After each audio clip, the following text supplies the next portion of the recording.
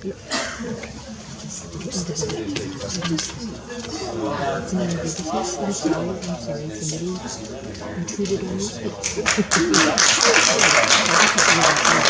you. And to think I don't get paid to do this, that's great. I love it. How did you enjoy the first film? Wasn't that hilarious? Such a gentleman teaching us no matter what life throws at you, you got to survive. And you don't need to take a drink, believe me. And now for the second half of our double bill. Dr. Fields, would you come down front and tell us some unique stories about this particular film? And thank you for coming. We love your grandfather. In fact, your whole family is wonderful. We hope you can come back. Look forward to tonight. Thank you.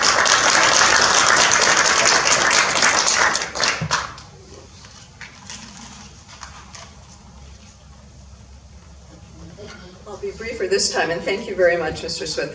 It's an honor to be here and to be with all of you, and I hope we will have time to have questions and Q&As at the end. I love interacting with audiences. There are a few things, and I wanted to tell you, but they tie into to what we're going to see, the bank deck. First of all, It's a Gift. It was added. It's the last film to date added to the Library of Congress National Film Registry, 2010.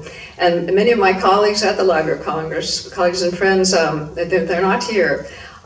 It told me at that time, they said it's about time, because they had really been pushing that for many years. This film, The Bank Tick, is the first W.C. Fields film to be added to the National Film Registry in 1992. It's extraordinary. And then a film we're going to see this evening is the last film to date added to the National Film Registry, and I have a sweet story to say about that. Well, it's the second to the last film, a sweet story to say about that relates to Mike Michon.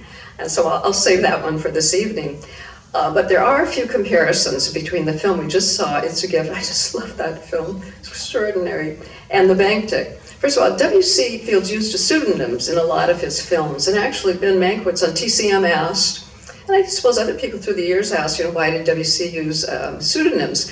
And I always think, my hunch is that W.C. didn't have an ego. He wanted to get his art out there. He wanted to share it. That's a real artist. And so he liked funny sounding names. So a lot of the names he has in his films, for instance, in It's a Gift, Harold Bissonnet actually was a member of a golf club where W.C. Fields used to golf out in the Los Angeles area, in the Valley area, I think Encino or whatever. And when Brother Ronald J. Fields was doing his research for his first book, W.C. Fields by himself, he went there and he to that golf club and asked to look there at their list of members. And there was Harold Bissonnet on the list. So Ron called him, and Ron said, Mr. Bissonnet, and he said, no, it's Bissonnet. But so now we know.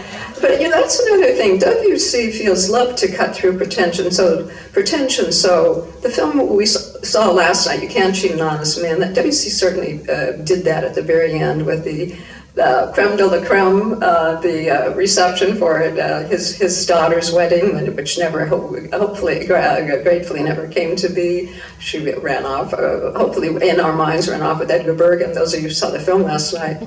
But he cut through pretensions then at the very, very end, even though people were putting him down. But the Bissonnet, he was really making that, pretentious, cutting through pretensions there.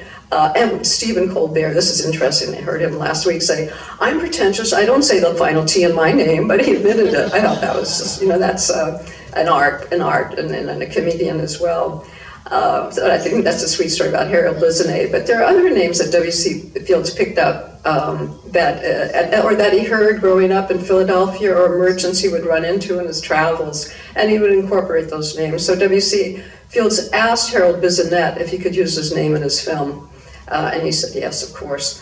Now, the bank deck also has a pseudonym, and it's Mahatma Kane Jeeves. And growing up, I thought, and even recently, I thought, wouldn't that be wonderful if the source was Mahatma Gandhi, as an inspiration? But what it is, the generalized thought is that W.C. also was very well read. He was self-educated, but very well read. He loved Dickens. As a matter of fact, we have his Dickens collection.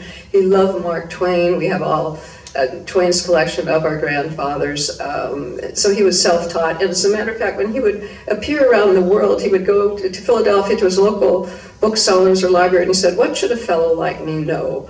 and give her, the library, a woman, several trunks and to fill with books. And what he would do is, after they would perform on stage, he really had like a book club.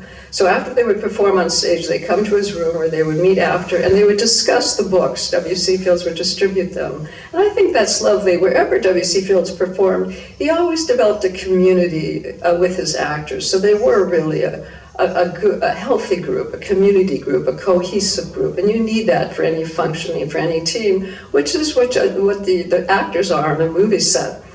And so Mahatma Cain Jeeves said that W.C. liked to read English drawing room, and he called it drama. And so what it is, and this to me is brilliant, and you know what, I didn't pick this up until I saw it again on TCM September 4th. But at the very end, so Mahatma Cain Jeeves comes from old British films, because at the very end, or it says throughout, they usually have a butler whose name is Jeeves, and there's usually my hat when they're going out somewhere. My hat, he's asking the butler, my cane, and the butler's name is Jeeves. So that's where that's from. And if you notice the last scene here in the bank deck, W.C. Fields, after, I don't want to spoil it for you for those who haven't seen it, but after he gets the reward, he's living, he greatly increases his family's lifestyle in a lovely mansion now. The only one who doesn't change in that family, I love the domestic scenes in this film, the only one who doesn't change is W.C. Fields. He's the same character. But at the very end, he's going out, this big hallway, entry, exit way, and there's a hat, there are two hats there. One is the safari hat and one is his top hat. And he puts on the safari hat, and he really likes the way it feels. And then the butler says, don't you think the other is more appropriate? So he puts that on, and then the butler gives him his cane and his gloves.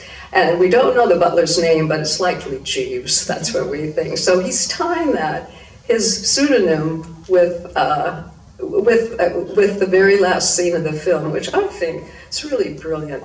Now, a tie-in with this film and the film we just saw, with the bank ticket film we just saw, is we have a letter from Kathleen Howard, and actually it's in our W.C. Fields exhibit, and she says that Kathleen Howard was a contralto, not a soprano. So she said, there are two people you never argue with, the sopranos, and I think it was, not actors, I think she said comedians.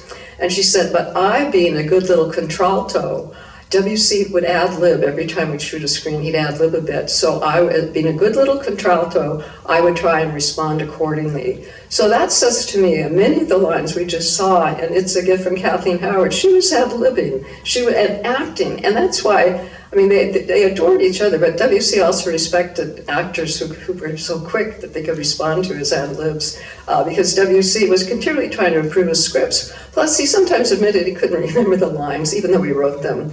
Now, the tie-in to this is, you'll see there's an actor here, W.C. by serendipity, is directing a scene. You'll see as it unfolds in the bank deck, but it's Reed Hadley, plays a tall fellow, very tall, elegant fellow who's supposed to be a love scene at a football game. It's absurd, but this is W.C.'s writing, which is absurd and it's funny and it's comical.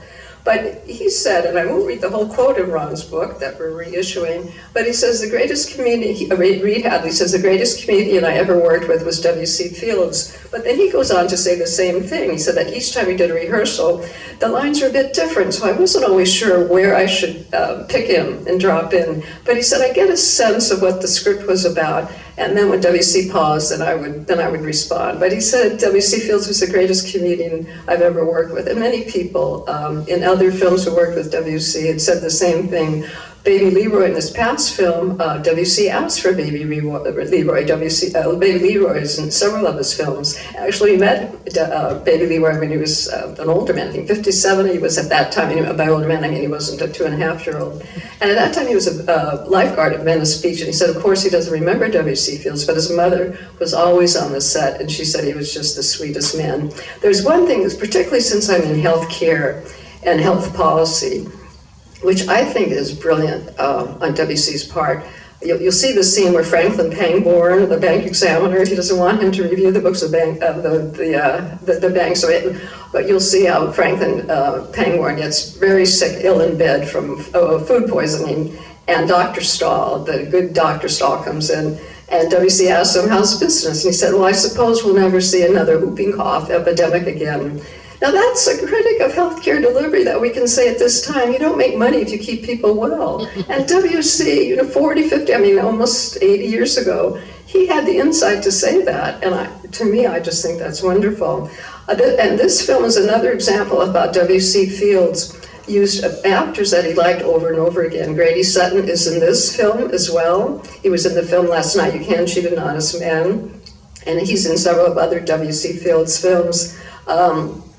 This is just one thing I love. Jessie Ralph is W.C. Fields' mother-in-law in this film, The Bank Dick. Jessie Ralph was Aunt Peggotty in David Copperfield. Her performance there I sob uncontrollably, and she's at the very beginning when she's telling young David that his mother has died. And for her performance, so powerful and loving and sweet in that film, and then now she's a totally different actor in this film. I just think that's brilliant. I just love her, and I love Kathleen Howard. And another person who's in this film, who was in the film last, Bank Dick, was in the You Can't Cheat an Honest Man, and in Poppy, is Jan Duggan. And Jan Duggan told Ron that that sometimes when she wasn't getting parts, she was financially maybe a little fragile, W.C. would write her into his scripts. And W.C. was loyal that way, and people ask me, even if they don't, I share it with them. To me, my grandfather's greatest quality was and is loyalty, and I think that's the greatest gift you can give to a friend, or to one human being can give to another. And let's all enjoy The Bank Dick, the first film added to the Library of Congress National Film Registry. Thank you.